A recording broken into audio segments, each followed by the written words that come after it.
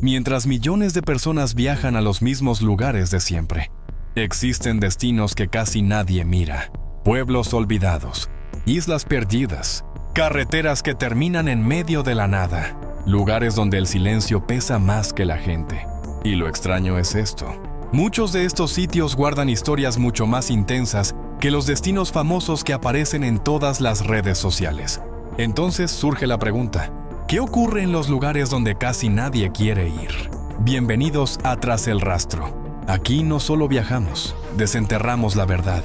Hoy seguimos la pista de algunos destinos poco conocidos que esconden historias reales, paisajes extremos y lugares que parecen detenidos en el tiempo. Número 1. Ojo de la Tierra. Manantiales de Cetina, Croacia. Desde el cielo parece un ojo gigante observando el paisaje. Quieto, profundo, casi irreal. Pero esto no es una edición ni una ilusión óptica. Y nadie sabe con certeza qué tan profundo llega. Buzos descendieron más de 100 metros. Y aún así no encontraron el fondo. Entonces surge una pregunta incómoda: ¿qué se esconde bajo este agujero lleno de agua helada? Existe en Croacia. El llamado Ojo de la Tierra es el nacimiento del río Cetina. El agua emerge desde cavernas subterráneas, ocultas bajo roca caliza. Y aunque desde arriba parece pequeño, la realidad cambia cuando descendemos. El agua se vuelve más fría, más oscura, más silenciosa. Los buzos describen una sensación extraña, como si el agujero nunca terminara. Las exploraciones modernas superaron los 100 metros de profundidad, pero el sistema de cuevas continúa. Y ahí aparece el verdadero problema: nadie conoce completamente lo que existe debajo. El manantial no está quieto. El agua se mueve constantemente desde las profundidades, como si el propio terreno respirara bajo la superficie. Las corrientes internas son fuertes, impredecibles y extremadamente peligrosas para quienes intentan explorar demasiado lejos. Por eso gran parte del sistema subterráneo sigue siendo desconocido. Y cuanto menos sabemos sobre un lugar, más teorías aparecen. Algunos hablan de túneles imposibles de mapear. Otros creen que existen cámaras subterráneas enormes bajo las montañas croatas. Pero más allá de rumores y leyendas, la realidad ya es suficientemente impactante. Estamos viendo agua que viaja desde un mundo subterráneo que todavía no entendemos del todo. Y eso hace que este lugar resulte difícil de ignorar. Lo más inquietante ocurre cuando todo queda en silencio. No hay motores, no hay ciudades cerca, solo agua moviéndose lentamente bajo tierra. Y entonces entendemos algo: existen lugares donde la naturaleza todavía parece guardar secretos lejos del ruido humano. Lugares donde mirar hacia abajo genera la sensación de estar observando algo mucho más antiguo que nosotros. Número 2. El Valle de las Jarras, Chien Khowang, Laos. Imagina caminar por un valle donde cientos de recipientes gigantes de piedra aparecen esparcidos sin explicación clara. Algunos pesan varias toneladas, otros tienen más de 2000 años, y nadie sabe exactamente quién los construyó, ni cómo los movieron, ni para qué servían realmente.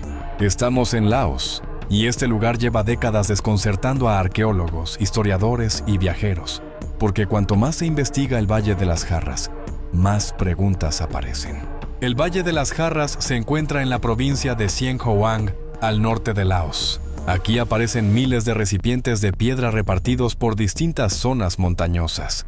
Algunas jarras miden más de 3 metros, y muchas fueron talladas directamente en roca sólida. El problema es este: la cantera más cercana está a kilómetros de distancia. Eso significa que alguien extrajo estas enormes piezas y luego las transportó atravesando colinas y terrenos difíciles. Pero hablamos de una época donde no existían máquinas modernas. Entonces surge una pregunta incómoda: ¿cómo lograron mover estructuras tan pesadas hace más de 2000 años? Y la respuesta sigue sin estar clara. Las teorías son muchas. Algunos investigadores creen que las jarras se utilizaban para rituales funerarios. Se encontraron restos humanos, objetos ceremoniales y evidencia de cremaciones cerca de ciertos sitios.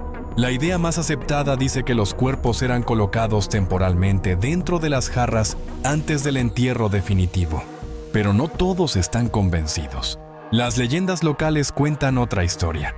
Hablan de gigantes que habitaban estas montañas. seres enormes capaces de mover piedras imposibles y fabricar recipientes colosales para almacenar alcohol de arroz tras grandes victorias en batalla. Suena exagerado, pero cuando estás frente a una de estas estructuras, entendemos por qué surgieron esas historias. Porque incluso hoy cuesta imaginar cómo fueron construidas. Y aquí aparece algo todavía más inquietante. Durante décadas, gran parte del valle permaneció prácticamente inaccesible. No por arqueología, por guerra. Durante la guerra de Vietnam, Laos sufrió intensos bombardeos. Millones de explosivos fueron lanzados sobre distintas regiones del país. Y muchas de esas bombas nunca explotaron. El Valle de las Jarras quedó atrapado en medio de ese conflicto. Durante años, explorar ciertas zonas significaba arriesgar la vida. Incluso hoy siguen apareciendo explosivos enterrados cerca de algunos sitios arqueológicos. Eso frenó investigaciones durante décadas y también dejó una sensación extraña. Un lugar construido hace miles de años sobrevivió al paso del tiempo, pero casi fue destruido por una guerra moderna. Y aún así, las jarras siguen allí, silenciosas, esperando respuestas. Número 3. Las pozas de Edward James, Xilitla, México. Estamos en medio de la selva mexicana. Frente a nosotros hay escaleras que terminan en el vacío, puertas que no conectan con ninguna habitación, columnas que parecen sostener absolutamente nada. Y lo más extraño es que todo esto fue construido de manera intencional. No es una ruina antigua, no es una ciudad perdida. Es el sueño de un hombre que decidió convertir la selva en algo que desafía cualquier lógica. Todo comienza con Edward James, un aristócrata británico heredero de una enorme fortuna, coleccionista de arte, patrocinador de artistas, y alguien que veía el mundo de una forma muy diferente. En la década de 1940 llegó a Xilitla. Quedó impresionado por la vegetación, las cascadas y el aislamiento de la zona. Compró terrenos, plantó miles de orquídeas y durante un tiempo creyó haber encontrado el paraíso que buscaba. Pero entonces ocurrió algo inesperado. Una fuerte helada destruyó gran parte de su jardín y en lugar de rendirse tomó una decisión radical. Si la naturaleza podía destruir sus sueños, él construiría otros nuevos en concreto. Pero lo que vino después fue mucho más extraño de lo que cualquiera imaginaba. ¿Hasta dónde estaba dispuesto a llegar? Durante décadas, Edward James invirtió millones en levantar estructuras imposibles. No seguían planos tradicionales. No tenían una utilidad práctica. No estaban pensadas para ser habitadas. Las pozas se convirtió en un enorme proyecto donde la lógica dejó de ser importante. Aparecieron escaleras que terminan en el aire, pasillos que no conducen a ningún sitio, ventanas abiertas hacia la selva, torres decoradas con formas inspiradas en plantas, flores y sueños personales. Mientras caminamos por aquí, sentimos que estamos dentro de una idea congelada en el tiempo. Y quizás esa era exactamente la intención. No construir una ciudad, ni un palacio, sino crear un lugar donde la imaginación tuviera más peso que las reglas. Pero mantener algo así en medio de la selva no era sencillo. Y la naturaleza tenía otros planes. La selva nunca dejó de avanzar. Cada año aparecen nuevas raíces, nuevas plantas, nuevas capas de humedad cubriendo las construcciones. Es una lucha constante. Por un lado, el ser humano intentando preservar la obra. Por otro, la naturaleza reclamando el terreno que siempre fue suyo. Y eso convierte a las pozas en algo aún más interesante. No es un monumento inmóvil. Está cambiando todo el tiempo. Respira con la selva. Se desgasta. Se transforma. Como si la propia obra siguiera viva décadas después de la muerte de su creador. Y entonces surge una última pregunta. ¿Estamos viendo arquitectura? ¿Arte? ¿O simplemente el reflejo físico de una obsesión? Número 4. Derinkuyu, Capadocia, Turquía. La ciudad subterránea.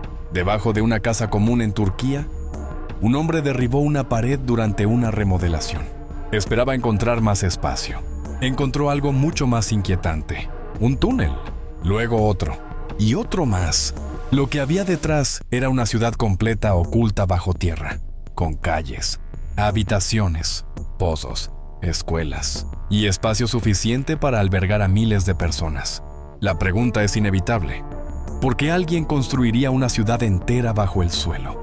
Estamos en Capadocia, una región conocida por sus paisajes de roca volcánica. Pero lo más impresionante no está en la superficie, está debajo. Derinkuyu desciende aproximadamente 85 metros bajo tierra. Tiene múltiples niveles conectados por túneles estrechos. Aquí encontramos dormitorios, almacenes, establos, cocinas, sistemas de ventilación y enormes salas de reunión. Todo excavado directamente en la roca. Lo más sorprendente es que esta ciudad no fue diseñada para unas pocas personas. Se estima que podía albergar hasta 20,000 habitantes junto con animales y provisiones. Pero si podían vivir en la superficie, ¿por qué esconderse tan profundamente? La teoría más aceptada apunta a la supervivencia. Durante siglos, esta región sufrió invasiones, conflictos y ataques constantes. Cuando aparecía una amenaza, comunidades enteras descendían bajo tierra. Y entonces comenzaba algo extraordinario. Las entradas eran bloqueadas con enormes puertas circulares de piedra. Algunas pesan cientos de kilos. Una vez cerradas, era casi imposible atravesarlas desde el exterior. Dentro había agua, comida, ventilación. Todo lo necesario para permanecer ocultos durante semanas, quizás meses. Mientras el peligro recorría la superficie, miles de personas continuaban sus vidas en silencio bajo tierra. Pero aquí aparece otra duda. ¿Cómo lograron construir algo tan complejo sin tecnología moderna? Los orígenes exactos de Derinkuyu siguen siendo motivo de debate. Algunos investigadores creen que las primeras excavaciones comenzaron hace más de 2000 años. Otros piensan que ciertas partes podrían ser incluso más antiguas. Lo que sí sabemos es que la roca volcánica de Capadocia era relativamente fácil de tallar. Pero una cosa es excavar una habitación. Otra muy distinta es construir una ciudad entera con sistemas de ventilación que todavía funcionan. Cada nuevo estudio responde a algunas preguntas y genera otras nuevas. Porque Derinkuyu no está sola. Bajo Capadocia existen decenas de ciudades subterráneas conectadas entre sí, como si todo un mundo hubiera sido construido lejos de la luz del día. Y eso nos obliga a preguntarnos algo. ¿Cuántos secretos siguen escondidos bajo nuestros pies? Número 5. Las Torres del Silencio de Chilnak, Irán. En esta colina del desierto iraní no hay tumbas, no hay lápidas, no hay mausoleos. Sin embargo, durante siglos, este fue un lugar destinado a los muertos. Aquí los cuerpos no eran enterrados, tampoco eran cremados. Eran colocados al aire libre, bajo el sol, bajo el viento y frente a aves carroñeras. Parece una práctica difícil de comprender hoy, pero detrás de ella existía una razón que nos lleva a una de las tradiciones más antiguas del mundo. Para entender este lugar, primero debemos hablar del zoroastrismo, una de las religiones más antiguas que aún existen. Sus seguidores consideraban que la tierra, el fuego y el agua eran elementos sagrados. Por esa razón, un cadáver no debía contaminar ninguno de ellos, ni enterrándolo, ni quemándolo. Entonces desarrollaron otra solución. Construyeron estructuras circulares elevadas, las conocidas Torres del Silencio. Allí colocaban los cuerpos para que la naturaleza completara el proceso. Era una práctica basada en sus creencias espirituales, pero vista desde fuera, generaba preguntas difíciles. Y mientras observamos estas ruinas, surge una en particular. ¿Cómo era realmente el interior de estas torres? Desde lejos parecen simples construcciones de piedra, pero su diseño tenía una función específica. En la parte superior existía una plataforma circular. Los cuerpos eran colocados en diferentes sectores según edad y género. Con el paso del tiempo, el clima y las aves limpiaban los restos orgánicos. Después, los huesos eran trasladados a un pozo central. Todo estaba pensado para evitar el contacto directo con la tierra. Puede parecer impactante, pero para quienes seguían esta tradición, era una forma de respeto, una manera de mantener puros los elementos naturales. Y aunque hoy resulte difícil de imaginar, este sistema se utilizó durante siglos, pero nada permanece igual para siempre. Y estas torres también enfrentaron su final. Con el avance de las ciudades, los cambios culturales y las nuevas regulaciones sanitarias, estas prácticas comenzaron a desaparecer. Muchas torres quedaron abandonadas, otras fueron cerradas, y algunas sobrevivieron únicamente como vestigios históricos. Hoy las Torres del Silencio permanecen en pie como testigos de una forma diferente de entender la vida y la muerte. Lo curioso es que quienes visitan estos lugares suelen llegar buscando algo oscuro, pero terminan encontrando algo distinto. Una pregunta sobre cómo distintas culturas enfrentaron el mismo destino inevitable. Y eso convierte estas ruinas en algo más que simples piedras antiguas. Número 6. El pozo de iniciación de la Quinta da Regaleira, Sintra, Portugal. Lo primero que llama la atención es que esto parece un pozo, pero nunca fue construido para sacar agua. No hay cubos, no hay mecanismos, no hay señales de que alguien lo utilizara como fuente. Entonces, ¿por qué alguien excavó una torre subterránea de casi 30 metros de profundidad? Y más importante todavía, ¿por qué diseñó una escalera que desciende hacia la oscuridad, como si estuviera guiando a alguien hacia otro mundo? Estamos en Sintra, una región rodeada de colinas, castillos y jardines que parecen sacados de otro tiempo. Pero dentro de la Quinta da Regaleira encontramos algo diferente, un enorme pozo cilíndrico excavado en la roca. Tiene 9 niveles conectados por una escalera en espiral, y ninguno fue diseñado para almacenar agua. El propietario de la finca, Antônio Augusto Carvalho Monteiro, era un hombre obsesionado con el simbolismo. Le interesaban la alquimia, las sociedades secretas, la filosofía y los rituales antiguos. Por eso muchos creen que este lugar tenía una función muy distinta a la que aparenta. Pero si no servía como pozo, ¿para qué fue construido realmente? Algunos investigadores creen que aquí se realizaban ceremonias simbólicas. No se trataba de descender físicamente, se trataba de representar una transformación, un viaje hacia el conocimiento, o hacia una nueva etapa de la vida. Cada nivel podría haber tenido un significado específico, y el número 9 aparece repetidamente en el diseño. Una cifra cargada de simbolismo en diversas tradiciones filosóficas y espirituales. Cuando llegamos al fondo encontramos algo todavía más curioso. El recorrido no termina, comienza, porque desde abajo parten túneles subterráneos que conectan con distintos puntos de la finca. Es como si el verdadero camino estuviera oculto bajo tierra.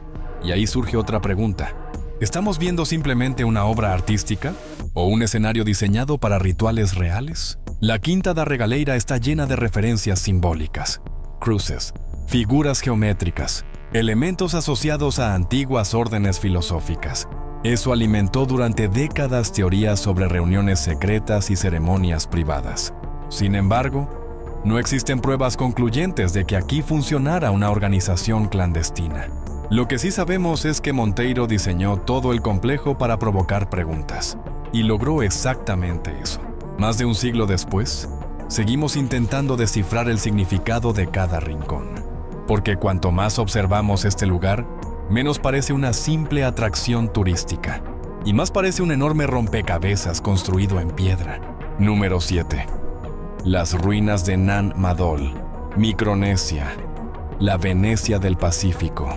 Imagina encontrar una ciudad construida en medio del océano, no sobre una gran isla, no junto a un río, directamente sobre arrecifes de coral. Ahora imagina que algunas de sus piedras pesan varias toneladas y que nadie sabe con certeza cómo llegaron hasta aquí. Estamos frente a un lugar que lleva siglos desafiando explicaciones. Un sitio donde cada bloque de piedra plantea una nueva pregunta. Nan Madol se encuentra frente a la isla de Pohnpei, en Micronesia. Desde el aire parece una red de pequeñas plataformas separadas por canales. Por eso muchos la llaman la Venecia del Pacífico. Pero esa comparación apenas describe lo que realmente estamos viendo. La ciudad está formada por más de 90 islotes artificiales, cada uno construido con enormes columnas de basalto apiladas unas sobre otras. Algunas pesan varias toneladas y fueron transportadas desde canteras ubicadas a kilómetros de distancia. Lo extraño es que los constructores no tenían grúas, no tenían maquinaria pesada, y tampoco dejaron registros escritos explicando cómo realizaron semejante obra. Entonces surge una pregunta inevitable. ¿Cómo movieron semejantes bloques en medio del océano? Los investigadores creen que Nan Madol fue el centro político y ceremonial de la dinastía Saudeleur. Desde aquí gobernaron gran parte de Pohnpei durante siglos. No era una ciudad común. Era un lugar reservado para la élite, sacerdotes, gobernantes y figuras de poder. La mayoría de la población vivía fuera del complejo. Dentro de Nan Madol se realizaban ceremonias, reuniones y rituales relacionados con el control del territorio. Pero cuanto más estudiamos el lugar, más extraña parece su construcción. porque mover piedra ya era complicado. Construir una ciudad entera sobre arrecifes de coral era algo todavía más difícil. Y eso dio origen a historias que siguen circulando hoy. Historias sobre gigantes, sobre magia y sobre conocimientos perdidos.